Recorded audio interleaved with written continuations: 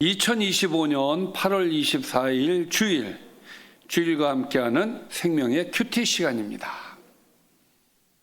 오늘 말씀은 에스겔서 20장 27절에서 32절 말씀으로 하나님 말씀을 막는 거듭된 죄악이라는 제목으로 함께 말씀을 나누도록 하겠습니다. 자, 오늘 말씀 들어가기 앞서서 어제 말씀 먼저 간단히 살펴보고 오늘 말씀 들어가도록 하겠습니다. 하나님은 광야에서 이스라엘 백성에게 율법을 알게 하셨고 그들을 거룩하게 하시는 여호와인 줄 알게 하시려고 안식일을 지키라고 명하셨지만 그들은 율법을 멸시하였고 안식일을 더럽혔다라고 말씀을 하셨습니다. 하나님께서는 광야에서 그들을 멸할 것을 말씀하셨지만 하나님은 그분의 이름을 위하여 광야에서 그들을 아주 멸하지 않으셨습니다.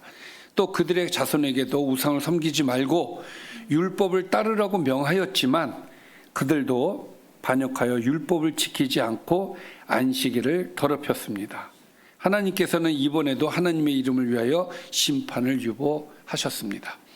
이방으로 흩어진 자손들이 율례를 멸시하고 안식일을 더럽히고 제물로 더럽힘으로 그들을 멸망하게 하신다고 말씀하셨습니다.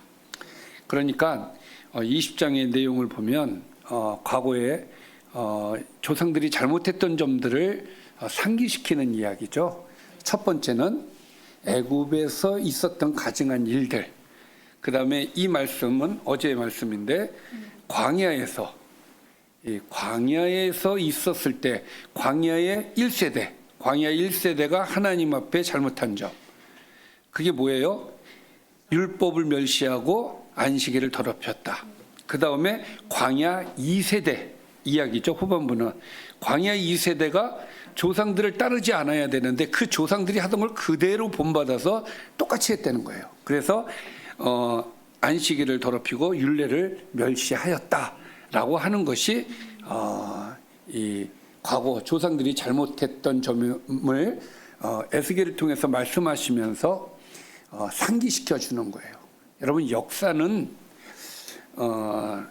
미래를 우리가 어떻게 할 것인가에 대한 답을 주는 것이 역사예요. 하나님께서 이와 같이 지난 일들을 알려주시는 것은 앞으로 어떻게 해야 되는지를 알려주시고자 주시는 말씀이거든요. 우리가 역사의식이 있어야 되고 역사 공부를 해야 되는 것은 미래를 위해서 그렇습니다. 사람 사는 건 다 똑같아요. 문명이 달라질 뿐이지 사람들 사는 세상은 똑같습니다. 그래서 앞선 우리 그 선배들, 그러니까 앞선 선배들이 잘못했던 점을 보면서 우리는 그러지 말아야지. 또 잘했던 점을 보면서 우리는 이것을 계속 전통을 잘 유지해 나가야지. 이러면서 우리가 어떻게 할 것인지에 대한 답을 우리는 역사 속에서 찾는 거거든요. 그러니까 여러분도 역사 공부해야 됩니다. 역사를 너무 몰라요. 요즘은 역사 공부도 선택이고 뭐 그런 것 같더라고요. 역사가 선택인 거에 대해서 참 마음이 아프고, 역사에 대한 의식, 우리나라가 역사에 대한 의식이 많이 부족해서 좀 안타깝게 생각하는 사람 중에 하나가 접니다. 역사를 알자. 그리고 역사를 자꾸 우리나라 사람들은 희한하게 역사는 역사대로 남겨놔야 되는데 역사를 자꾸 왜곡을 시켜요. 그것도 좀 마음이 아파요. 제가 일본에 가서 놀랬던 게 일본은 그러지 않아요. 일본은 수치스러운 역사도 그대로 남겨놓습니다. 왜? 교훈을 삼기 위해서. 저 깜짝 놀랐어요. 우리 같으면 이거 치워버릴 텐데, 없애버릴 텐데. 우리는 과거 역사가 있었어요. 없앴어. 옛날에 경복궁 앞이었나?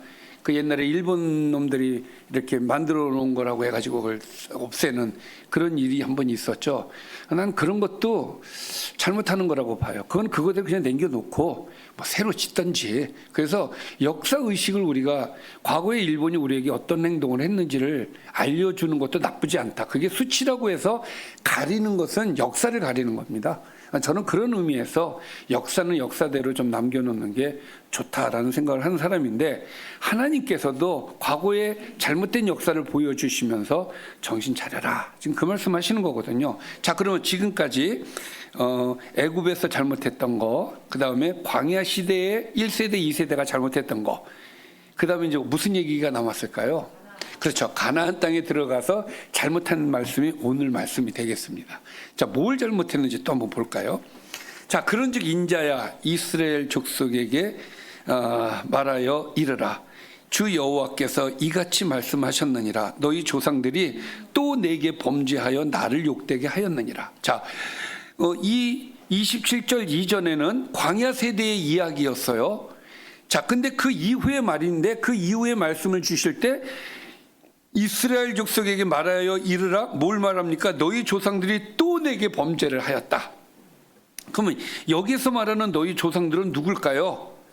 요 광야 세대의 다음 세대를 얘기하는 거예요. 자, 그래서 28절에서 이제 구체적으로 얘기하시는데, 내가 내 손을 들어서 그들에게 주기로 맹세한 땅으로 그들을 인도하여 드렸더니, 자, 가나안 땅으로 드렸단 말이에요. 그랬더니 그들이 모든 높은 산과 모든 무성한 나무를 보고 거기에서 제사를 드리고, 누구에게? 우상에게 분노하게 하는 제물을 올리며 거기서 또 분향하고 전제물을 부어 드렸다는 거예요. 참 이상하죠. 왜 이렇게 그 나쁜 짓만 이렇게 따라하는지 잘 모르겠어요. 자, 하나님은 약속을 지키셨어요. 그래서 가나안 땅으로 인도하셨습니다. 그리고 거기에서 심지도 않고 했던 모든 것들, 다른 사람들이 심어놨던 모든 것들을 하나님께서 이스라엘 백성들에게 주셨어요. 그래서 거기에서 풍성해졌습니다. 그런데 거기에서 주신 그 풍성함을 가지고 이 사람들이 어떻게 했습니까? 고대 근동 지역에서 흔히 행해졌던 우상 숭배를 하였다는 거예요. 산당을 차리고 특히 아세라를 숭배를 하는 이런 일들을 저질렀단 말이에요. 그러니 참 하나님 입장에서, 저는 하나님의 입장을 생각해 보면 참 얼마나 마음이 아프셨을까. 왜냐하면 미래를 모르면 괜찮은데 미래를 다 아신단 말이에요. 내가 이 사람들을 가나안 땅에다 드리면 이 가나안 땅에 들어간 이놈들은 또 나를 배신할 거야. 내가 준 것 가지고 또 나를 배신하고 우상들을 섬기고 또 그럴 거야. 그러면 주실 때 그 마음이 어떻겠느냐 이거예요. 참 주고 싶지 않았을 텐데 주셨어요. 그건 약속 때문에 그렇습니다. 29절입니다. 이에 내가 그들에게 이르기를 너희가 다니는 산당이 무엇이냐 하였노라. 참 여러분, 여기서 하나님은 이스라엘 산당 숭배를 꾸짖으시는 거예요. 여기서 그것을 오늘날까지 바마라고 일컫는다고 하셨는데, 바마라는 말은 히브리어로 높은 곳을 의미하며 본래 제단의 의미가 있으나 이후에는 우상 숭배의 상징적 장소로서 바마, 이렇게, 그러니까 그러니까 너희가 다니는 산당이 무엇이냐라는 말씀은 무엇을 얘기하냐면 그것이 결코 하나님께 속한 예배가 아니다라는 이야기를 하는 거예요. 이게 뭐냐 이거야. 왜 하지 않아야 되는 것을 하냐 이 얘기예요. 가증한 것들을 왜 하느냐 이 말씀인 것이죠. 자, 그렇게 해서 가나안 땅에 들어갔는데 이 사람들이 똑같이 하나님 앞에 우상을 섬기는 가증한 일. 그러니까 광야 시대 때 잘못한 걸 딱 두 가지로 얘기하면 뭐예요? 규례를 멸시하고 안식일을 더럽혔다 그랬고 말씀하고 있거든요. 규례를 멸시하고 안식일을 더럽혔다라는 표현을 쓰시거든요. 똑같은 짓을 한 거예요. 그러므로 너는 이스라엘 족속에게 이르라. 주 여호와께서 이같이 말씀하셨느니라. 너희가 조상들의 풍속을 따라 너희 자신을 더럽히며 그 모든 가증한 것을 따라 행음하느냐. 자, 이것은 그 현재의 그 이스라엘 족속들에게 하시는 말씀이에요. 자, 29절까지는 조상들의 잘못이야. 근데 30절에서는 본인들이야.